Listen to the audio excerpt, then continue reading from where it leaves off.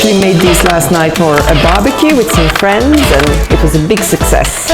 Famous Peri Peri chicken. I'm gonna use all these beautiful flavors and I'm gonna get all these nice crispy bits. So I'm gonna show you how to do it. Today I'm gonna be cooking our version of the famous Peri Peri chicken and I'm gonna be pairing it with sweet potato fries, fried halloumi and minty peas. So I've preheated my oven to 220 degrees Celsius. If you have an oven with a fan, 200 is enough. So for the Peri Peri chicken, I've chosen a chicken leg. I want the skin because the skin is going to absorb all the spices, the marinade, it's going to crisp in the oven nicely. But first we're going to prepare the marinade. So now if you have time, you can marinate your chicken up to 24 hours in advance.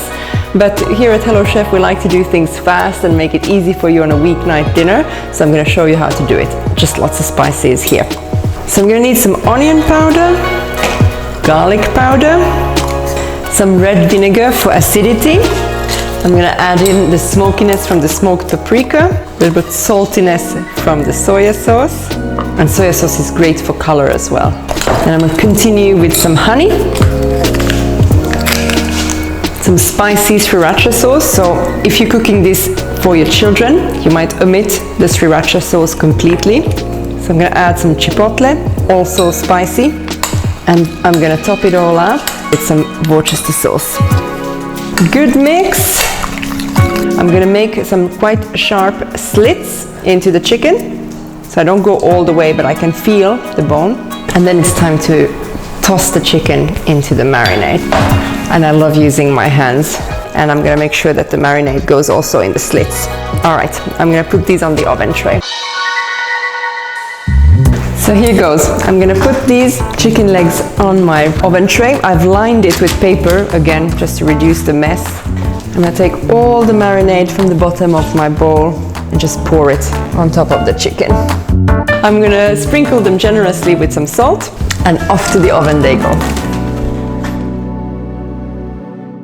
So we're going to keep the skin on of the sweet potato. So I've given it a good wash and I've rubbed it well. So sweet potato fries don't need to be very skinny because sweet potato does tend to crisp and burn on the outside quite easily.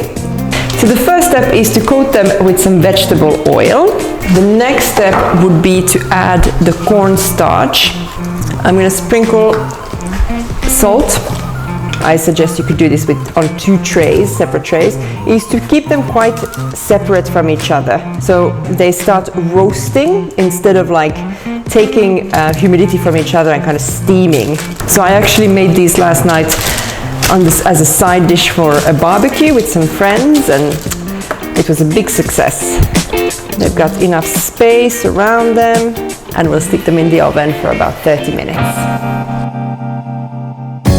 So while everything is roasting in the oven, we'll prepare the peas and I'm going to start by rinsing my herbs. I've got parsley and mint.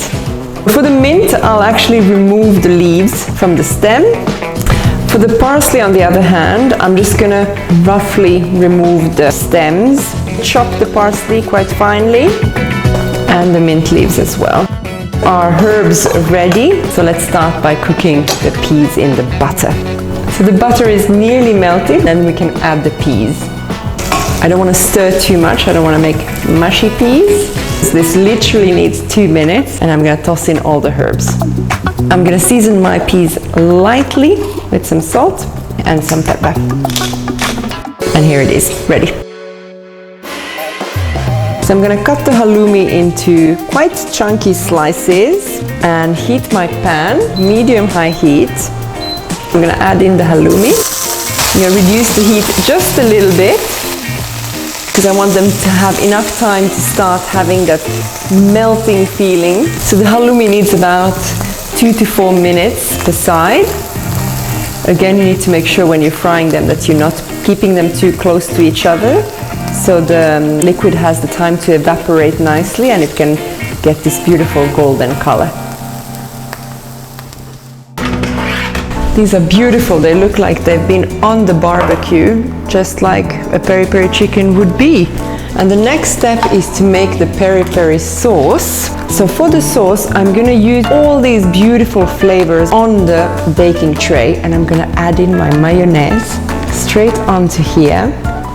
And I'm gonna get all these nice crispy bits, all the flavor from the mayonnaise. It's gonna be a beautiful peri peri mayonnaise. And so now for the sweet potatoes. So as you can see, they've crisped up nicely. So I've chosen these beautiful Portuguese-inspired plates that we have here. A couple of slices of halloumi, and finally this gorgeous chicken.